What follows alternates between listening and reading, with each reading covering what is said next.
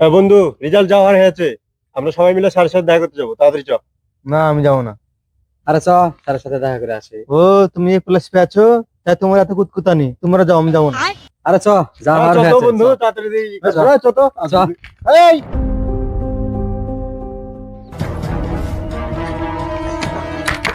আসসালামু আলাইকুম sir. Sir ভালো আছেন? ওয়ালাইকুম আসসালাম। আলহামদুলিল্লাহ। কিরে বদমাইশ, আজ তোর এসএসসি রেজাল্ট না? তোরা কি করে বেড়াচ্ছিস? তোর রেজাল্টের কি অবস্থা রে? স্যার আমি তো এ প্লাস পাইলেছি। স্যার আমি টানে টুনে পাস করেছি, এতে আলহামদুলিল্লাহ স্যার। যাক, তোর দুই দিনের রেজাল্ট শুনে খুব খুশি হলাম, কিন্তু অসীম তুই এরকম করে দাঁড়িয়ে আছিস কেন রে? আজ খুব ভদ্র সেজেছিস, কি ব্যাপার? কথা বলছিস না? কি আছে তোর রেজাল্ট কি? স্যার, আপনি তো জানেন আমি ইংরেজিতে পামা। আমি ইংরেজিতে ফেল মেরেছি। এ বাবা, এদিকে এদিকে এদিকে এদিকে। ফেল করেছি বলে মন খারাপ করার কিছু নাই। পাস ফেল জীবনেরই একটা অংশ, এটা নিয়ে কোনো মন খারাপ করা যাবে না। ওরা পাস করেছে বলে আহামরি কিছু করে ফেলে দেবে। ठीक है।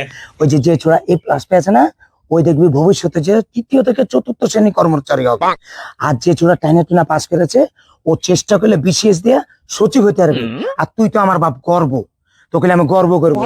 তুই এসএসসিও টাইনা টুনা পাস করবি, এইচএসসিও টাইনা টুনা পাস করবি। যা তুই তো আর পড়ালেখা করতে পারবি না, তুই রাজনীতিতে যোগ দিবি। যা তুই হবি মন্ত্রী, তখন ওই যে সচিব আর ওই যে চতুর্থ শ্রেণী কর্মচারী তোকে কিন্তু স্যালুট দিবে। তাহলে কে জিতলো? আমি স্যার। ठीक है समझ गया। अबे साले।